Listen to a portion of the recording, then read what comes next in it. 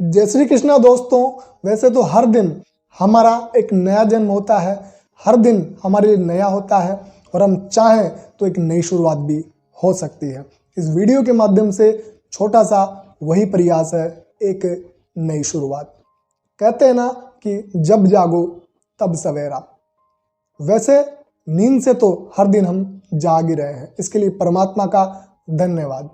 एक होता है हमारी चेतना का जागना, जिसे स्पिरिचुअल अवेकनिंग भी कहते हैं, तीसरी आंख का खुलना भी कहते हैं। ये जो दो आंखें हैं ये बाहर देखती है और जो तीसरी आंख है भगवान शिव के आपने देखी होगी, हम सभी के पास होती है, जो बहुत कम लोगों की खुल पाती है। ये अंदर देखती है, अंदर खुलती है, जिससे हम अपने भीतर झांक सकते हैं, अपनी ताकत को पहचान सकते हैं और अपने भीतर बैठे परमात्मा का, भगवान का अनुभव कर सकते हैं।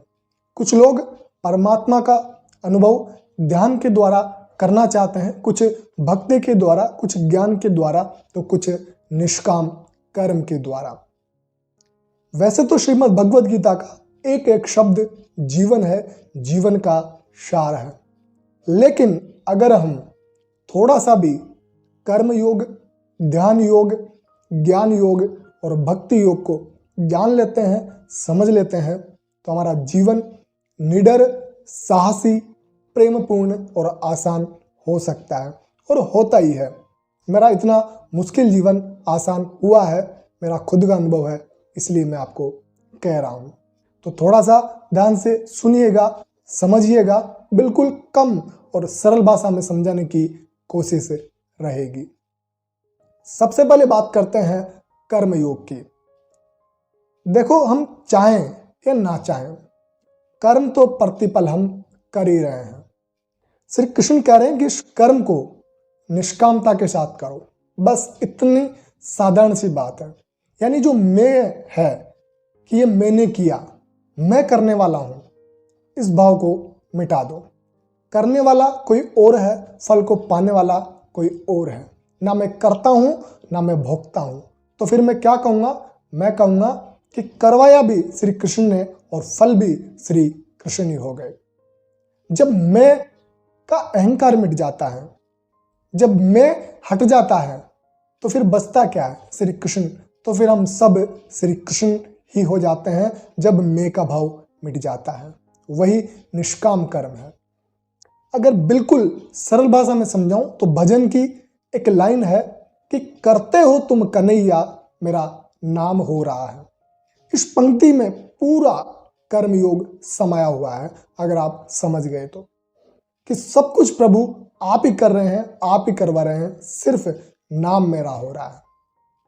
इस मैं के भाव को मिटा देना, इस मैं के भाव को बीच से हटाकर अपने काम को करना और प्रभु के चरणों में समर्पित कर देना, यही निष्काम कर्म है। अब बात करते हैं ध्यान योग की। ध्यान का अर्थ होता है सहज रूप से शांत हो जाना। यानी अब कोई ऐसी समस्या ही नहीं जो मुझे अशांत कर सके। जब कोई समस्या नहीं तो समस्या से निपटने के लिए जो सारे दिन हमारे खोपड़े में थॉट्स चलते रहते हैं, उल्टे पुल्टे सोच विचार चलते रहते हैं, फिर वो भी नहीं। ध्यान क्यों किया जाता है? इस मैं को मिटाने के लिए। हमारे अंदर जो एक मैं का अहंकार रहता है ना, उसी को तो ओवर थिंकिंग होती है, उसी को डर, उसी को चिंता, उस मैं को मिटाने के लिए ध्यान किया जाता है, परमात्मा का अनुभव किया जाता है। ध्यान का बिल्कुल सीधा सा मतलब है कि परमात्मा का ही हो जाना, यानी परमात्मा ही हो जाना। यही ध्यान है। सब चीजों से ध्यान हटाकर जो हम भूले बैठे हैं कि हम परमात्मा के संतान हैं, तो हम परमात्मा ही हैं, उस पर ध्यान लगाना ही ध्यान का सही और बिल्कुल सरल अर्थ है। अब बात करते हैं ज्ञान योग की। बहुत इंपॉर्टेंट है।